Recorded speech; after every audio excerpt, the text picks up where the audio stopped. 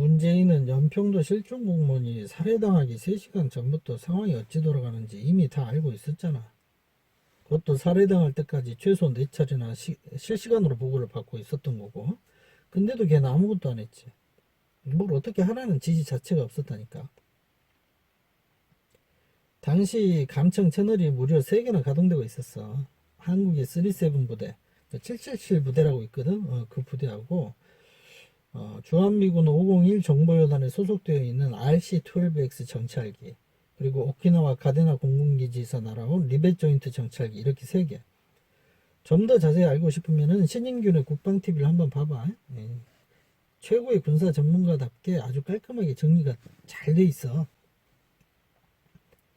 문재인이가 그 억울하게 살해당한 분을 두고 얼북하려 한 것 같다느니, 정은이 사과문이 뭐 파격적이라느니 하면서 자꾸 사건의 본질을 흐리는 개같은 짓거리를 하고 있는데, 문제의 핵심은 당시 실시간으로 보고를 받아 이미 상황을 다 알고 있었으면서도 걔가 왜 아무것도 하지 않았을까 하는 바로 그 지점인 거잖아.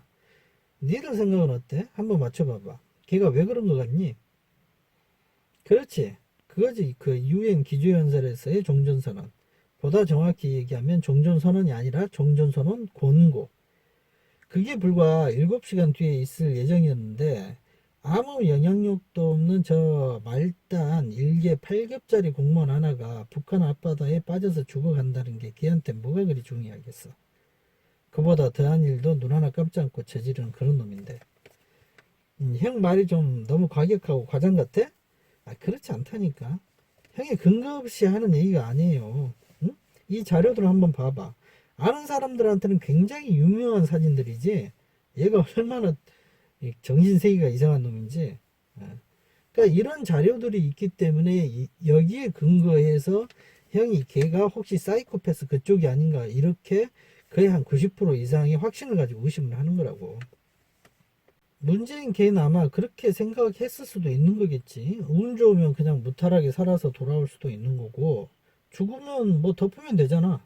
그렇게 처리하면 되는 거고, 설령 그게 묻히지 않고 살아나서 그 세상이 알려져 버리면은, 조선족 댓글 부대 있잖아. 걔를 그 뒀다 뭐해. 그때 써먹어야지. 그리고 그 언론들 총동원해서 그냥 쫙 발라버리면 되잖아. 아니면 다른 이슈로 이 이슈를 덮어버리거나. 그리고 여기는 하루 이틀이면 그냥 다 있잖아, 사람들이. 그러니까 걱정할 필요는 사실 없는 거지. 하나도 탈락이 없다고, 여기 대한민국은. 지 맘대로 해도 돼, 지 맘대로. 그래도 사람들이 가만히 있어. 형 생각에는 얘 정도라면 아마 보고도 집에서 받았을 것 같다. 가뜩이나 걔는 잠도 많잖아. 그러니까 이제 뭐 퇴근 시간 지났겠다. 집에 갔겠지. 집에 갔는데 이제 보고가 자꾸 올라오고 하니까 안 받을 수는 없고 잠은 쏟아지고 그냥 얼마나 짜증이 났겠어.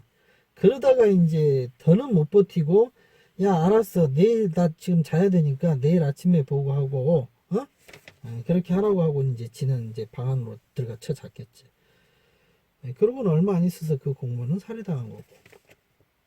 반면 종전선언은 그야말로 걔가 반드시 해야만 하는 그런 거야. 참고로 걔가 종전선언 한다고 종전이 되는 건 물론 아니야. 대한민국은 휴전 당사국이 아니기 때문에 그 협정을 바꿔서 종전선언할 아무런 권리 자체가 없다고. 그래서 걔가 종전선언 어쩌고 하면은 미국이 계속 어이없어 하는 거야. 너 뭐니? 이렇게 되는 거지.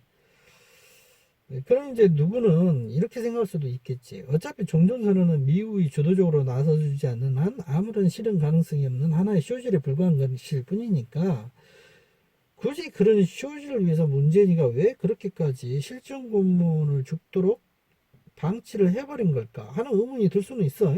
세월호 때처럼 지도 똑같은 짓거리를 했다는 게 밝혀지면 여론이 진짜 안 좋게 돌아갈 거 아니야. 근데 그거는 어디까지나 순진한 니들 생각인 거고, 걔 입장에서는 비록 가능성은 희박하지만 그래도 종전선언에 목을 매야 하는 필연적인 이유가 있어. 그리고 그 이유는 다음 3가지야.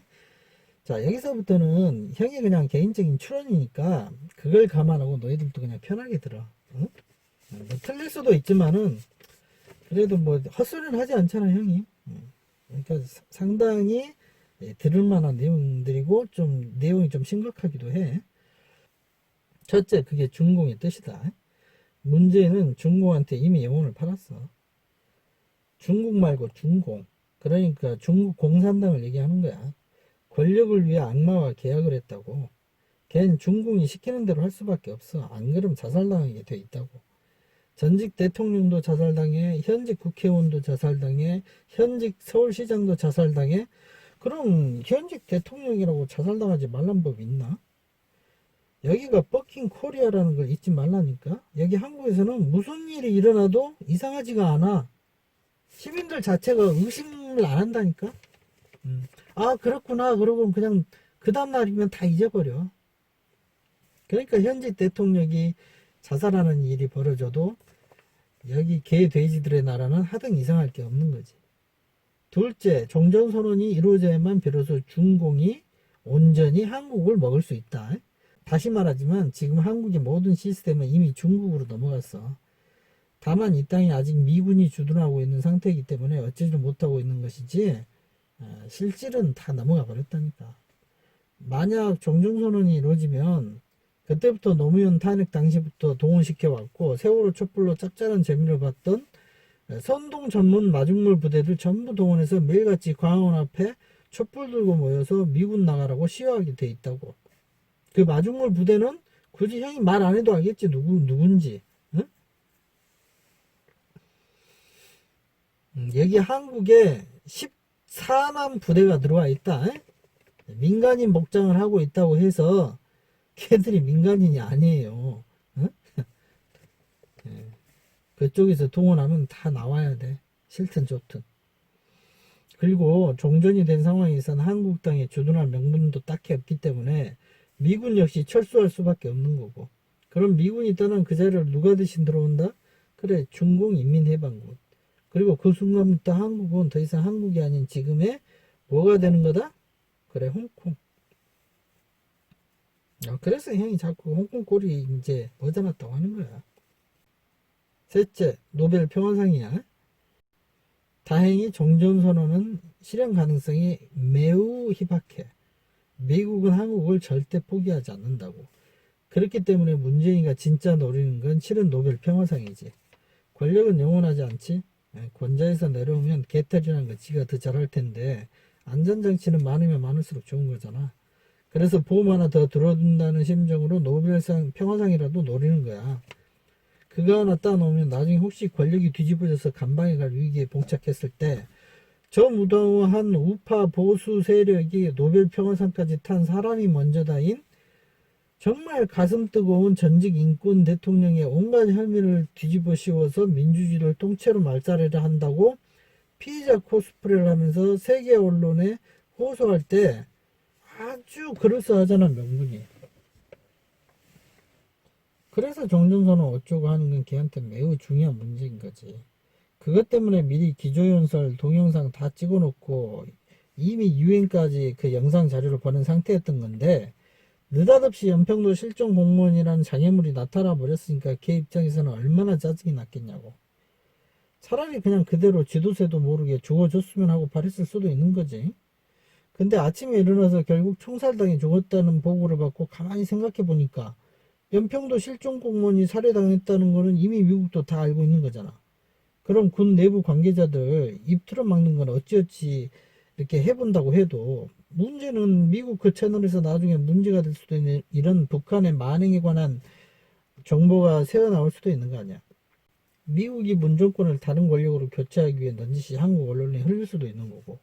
그래서 할 수 없이 문재인이가 그 사건을 적당히 손질해서 국민한테 알리고 들끓을 게 뻔히 예상돼 있는 국민의 여론을 잠재울 수도 있는 대응책을 마련하라고 했을 거라는 게 형의 생각이야.